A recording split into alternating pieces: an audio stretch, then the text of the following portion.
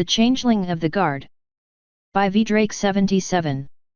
Chapter 18. Falling into Step. O mighty Queen, blessed light of the sun that shines upon us all, to behold your countenance is more than this drone deserves. Let me grovel before you and kiss the sacred ground that you deign to touch with your glorious hooves.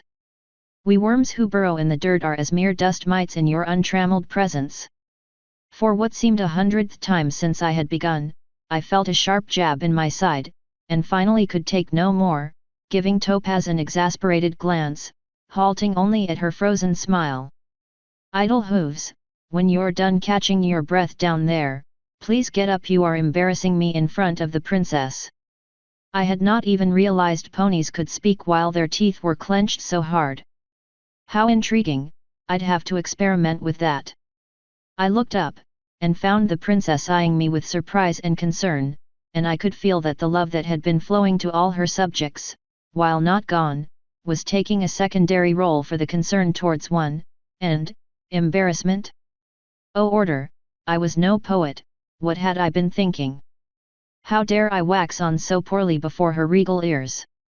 Pardon us, princess, he's a little overcome, and I think he might have a bit of pneumonia. That wheeze definitely sounded bad.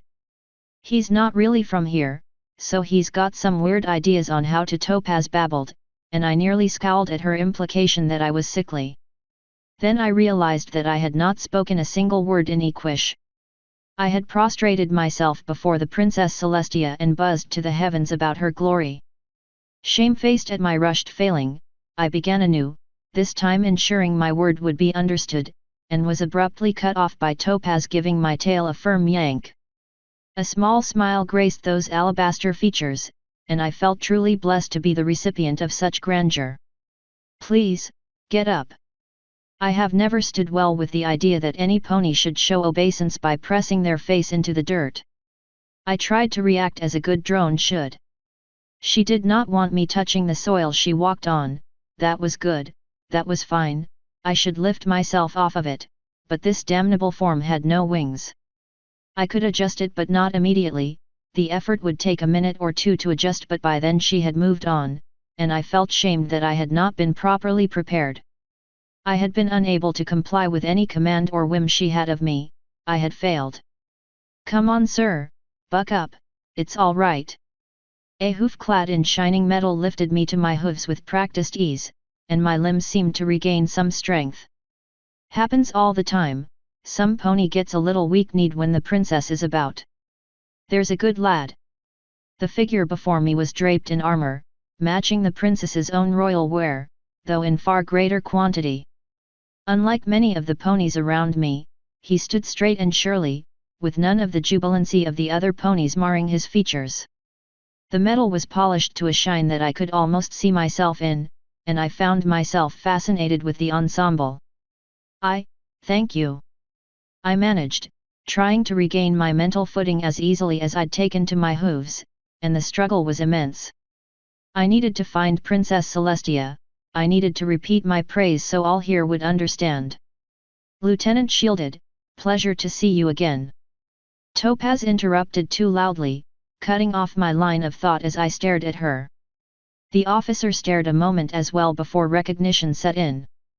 Oh hey, you're the bug Emma. Topaz showers, right? Her blink was not quite a win-see, but came close. Yeah, that's me. Just Topaz, please. How'd that powder work out? Fantastically, in fact. Nearly wiped out the whole infestation in that barracks in under a week. He gave a small chuckle, but it seemed forced.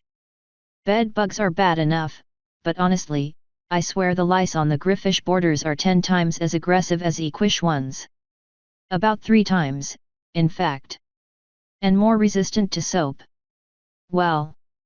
Glad to see your friend is up and about again. You all right, mister? Idle hooves. I am, fine. He seemed slightly taken aback by that, though I could not tell why. Well, you get that wheeze looked it. Honestly, sounded like you had bumblebees in your lungs, can't be healthy. And on that I should take my leave and get back to the others. Mr. Hooves, Ms. Showers, good day. Topaz watched him go, looking a little annoyed. Yet, no second date there either. And I had clearly missed something. Beg your pardon. Oh, nothing. And you, she hissed the last, were buzzing at Princess Celestia. What were you thinking? I sighed, then quietly translated my buzzing, which had in truth been more desperate praise to a goddess than poetry, and my mood began to rise as Topaz's eyes widened with my explanation. When she started giggling hysterically, I knew another moment of panic. What? Oh my, pft, glorious hooves? Never thought you for a hoof stallion. She took a deep breath, calming herself and then pitching her voice so that others in the throng would not hear. And you called her a queen, not princess, and even referred to yourself as a drone. I thought you wanted to keep a low profile, not reveal yourself in Canterlot's main square. She very clearly already knows. I protested, hurt by Topaz's inability to see. She is not omniscient. Don't make that mistake, idol. I gave her a slight frown, displeased at her irreverence. She actually gave me a faint smile, meant to be reassuring, I believe, and I let the matter drop, for now. What is the purpose of Lieutenant Shielded? There are enemies in Canterlot? That would harm it. What? No, of course not. The duty of the Canterlot Guard is to protect the citizens, keep the peace, and protect the princess. It's sort of, you know, a public service. I mean, you said about there being warrior drones, they have to do patrolling from time to time. No, they generally sleep unless a threat is detected. They do not perform duties of regular drones. My interest was piqued, however, and I looked at the guard's ponies, armor glinting in the light of the sun I had watched the princess herself raise. Protect the princess? Public service. I found myself quite liking the effect, and realized that I was having difficulties distinguishing one guard from another. So caught up was I, that I realized with a start that I had been ignoring Topaz's response to my musings. And sometimes things do happen in Canterlot that require them to put their lives on the line for the sake of the citizens, so, yet. It's highly respected, but not everyone is eligible and a lot of ponies aren't willing to give up so much freedom. Fascinating, I mumbled, looking around. Why, they had been stationed all over the square in patches, and I was only noticing them now that I truly looked. The armor provided a false mane and covered a large portion of the body. This made sense, I realized, given that ponies would be incapable of growing the thicker shells of warrior drones. It was very pleasing to me, I found. I am going to have a look around. There is much emotion in the air, I admitted, carefully siphoning it off. I wondered briefly if I would be capable of dunking myself in that river of emotion, or if I would be swept away by it. I decided not to find out. Go for it. I'm going to go grab some caramel apples. Want one? What apple? Oh, you're going to love this. Don't be afraid to spend a few bits, have some fun. She smirked, trotting off. I took that as my cue to wander about. I found myself circling a group of guards. It was quite interesting, watching them interact with the population. Many held stolidly neutral expressions, but several held smiles and chatted amiably with the community, but for the most part, the community paid them little mind. It was as if they were part of the scenery, a living extension of Canterlot itself. I wondered how this subset of pony formed. Were they, like my kind, raised as foals for the task? I could not tell, and decided I would ask Topaz later.